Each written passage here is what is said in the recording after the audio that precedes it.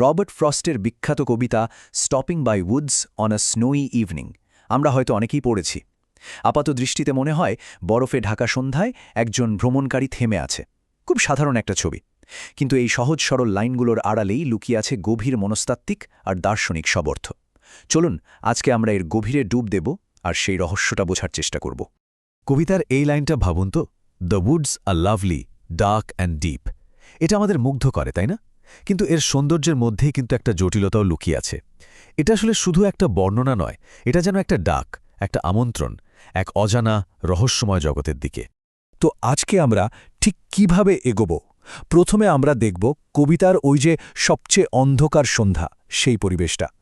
তারপর এর প্রতীকী জগৎটা বোঝার চেষ্টা করব। কথা বলবো ওই অন্ধকারের টান বা প্রলোভন নিয়ে, আর কিভাবে সেখান থেকে জীবনে ফিরে আসার একটা ডাক আসে। আর হ্যাঁ, একদম শেষে গিয়ে আমরা ওই বিখ্যাত লাইনগুলোর মানে খোঁজার চেষ্টা করব। আচ্ছা, তাহলে শুরু করা যাক আমাদের প্রথম ধাপটা দিয়ে, সবচেয়ে অন্ধকার সন্ধ্যা। চলুন তো দেখি ফ্রস্ট ঠিক কিভাবে এই পুরো দৃশ্যপটটা তৈরি করলেন, যা থেকে কবিতার আসল অনুভূতিটা জন্মায়। এই কবিতার একেবারে মূলে আছে কিন্তু এই একাকিত্ব। ভাবুন একবার, বক্তা এমন এক জায়গায় দাঁড়িয়ে যেখানে তাকে কেউ দেখছে না, সমাজের কোনো চোখ তার ওপর নেই। আর ঠিক এই কারণে সে একটা খালেস, একদম ব্যক্তিগত চিন্তাভাবনার সুযোগ পায়। কিন্তু এটা কি যে কোনো একটা সাধারণ রাত? না, এটা বছরের দীর্ঘতম আর সবচেয়ে অন্ধকার রাত। এর একটা প্রতীকী মানে আছে, তাই না? এটা আসলে ইঙ্গিত দিচ্ছে যে বক্তা হয়তো তার জীবনেরই সবচেয়ে অন্ধকার সময়ে সবচেয়ে নিচু পয়েন্টে এসে পৌঁছেছেন। আর ঠিক এই কারণেই ওই থেমে যাওয়ার ইচ্ছাটা আরও অনেক বেশি বাস্তব, আরও বেশি জোরালো হয়ে ওঠে। বেশ, পরিবেশটা তো বোঝা গেল। এবার চলেন কবিতার প্রতীকী জগতে ঢোকা যাক। কারণ এখানে যা যা আমরা দেখছি তার কোনোটাই শুধু তার বাইরের অর্থে আটকে নেই। এই যে পুরো দৃশ্যটা, এটা আসলে বক্তার ভেতরে পৃথিবীরই একটা ম্যাপ। যেমন ধরুন এই জঙ্গল, এটা কি? এটা তো শুধু কয়েকটা গাছপালা না, এটা হলো আমাদের চেনা জানা সাধারণ জীবনের বাইরের একটা জগৎ, একটা জায়গা যা একই সাথে আমাদের টানে আবার ভয়ও দেখায়। মানে এটা হলো সেই রহস্যময় জগৎ যা আমাদের প্রতিদিনকার দায়িত্ব, কর্তব্য এসব থেকে দূরে, অনেক দূরে সরিয়ে নিতে চায়। ব্যাপারটা তাহলে কি দাঁড়ালো? একদিকে দেখুন জঙ্গলের একটা সাধারণ বাস্তব চেহারা, আর অন্যদিকে সেটার একটা জবরদস্ত মনস্তাত্ত্বিক টান। এই যে দুটো দিকের পার্থক্য, এই বৈপরীত্যটাই কিন্তু কবিতার আসল দ্বন্দ্বটা তৈরি করে। ওই যে প্রশ্নটা, থামব নাকি এগিয়ে যাব? আর ঘোড়াটা, সে হলো এখানে যুক্তির অলা, মানে আমাদের বিবেক বা প্র্যাকটিক্যাল চিন্তাভাবনা। সে সমাজ, নিয়ম, বাস্তবতা এই সব কিছুর প্রতীক। তার কাছে তো এই অকারণে থেমে যাওয়াটা একটা বিরাট প্রশ্ন। সে ভাবছে, এখানে কেন থামা হলো? এটা তো সময়ের অপচয়। এরপর আসে ওই ঘণ্টার শব্দটা, ঘণ্টির ওই ছোট্ট আওয়াজটা। জানেন ওটা কি? ওটা হলো দায়িত্বের দুনিয়ার সাথে একটা ডিরেক্ট কানেকশন। জঙ্গলের ওই যে শান্ত, প্রায় স্বপ্নের মতো পরিবেশ, তার মধ্যে এই ঘণ্টার শব্দটা হলো বাস্তবতার একটা ঝটকা। আচ্ছা, এবার আসি ৩ নম্বর ধাপে, এই যে প্রলুব্ধকর অন্ধকার। একটা প্রশ্ন মাথায় আসে, তাই না? এই থেমে যাওয়াটা এত লোভনীয় কেন?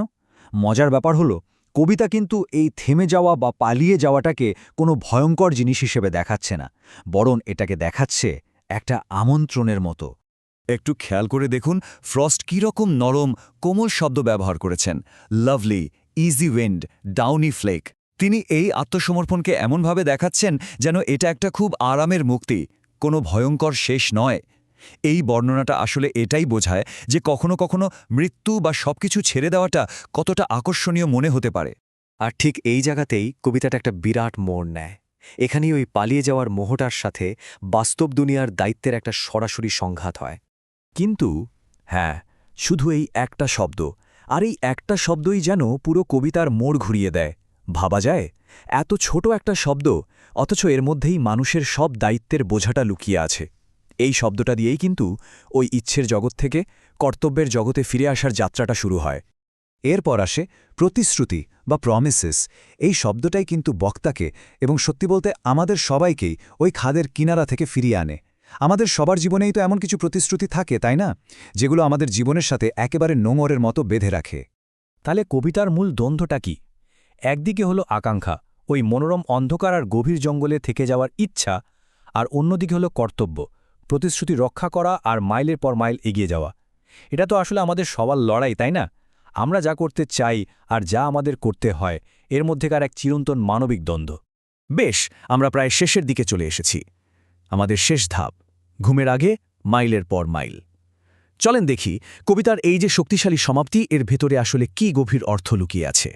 এখানে ঘুম শব্দটার একটা দ্বৈত অর্থ আছে। প্রথমবার যখন বলা হয় তার মানে হয়তো সাধারণ বিশ্রাম, কিন্তু যখন লাইনটা আবার বলা হয় তখন এর মানেটা আরও গভীর হয়ে যায়। এটা তখন চূড়ান্ত বিশ্রাম, মানে মৃত্যুকে বোঝায়। এই যে একই লাইনের পুনরাবৃত্তি, এটা অসাধারণ একটা কৌশল।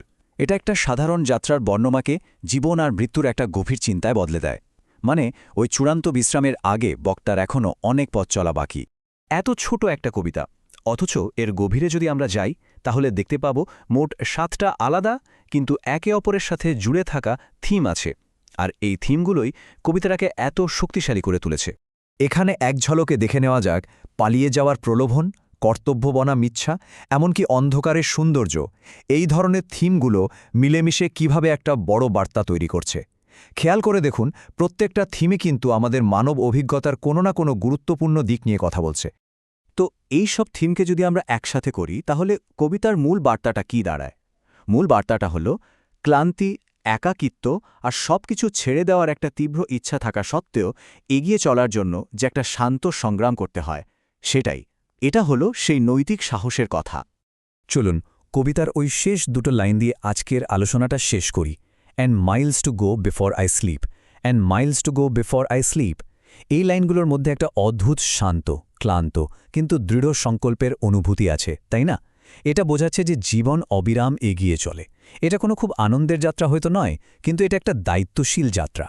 যাওয়ার আগে একটা প্রশ্ন রেখে যাই, একটু ভাবুন তো, কোন প্রতিশ্রুতিগুলো আমাদের প্রত্যেককে রোজ এগিয়ে চলতে সাহায্য করে? প্রায় 100 বছর আগে লেখা একটা কবিতা, অথচ এর মূল ভাবনাটা আজকের দিনেও আমাদের নিজেদের জীবন আর দায়িত্বের সাথে কতটা মিলে যায়, তাই না? উত্তরটা হয়তো এই প্রশ্নের মধ্যেই কোথাও লুকিয়ে আছে।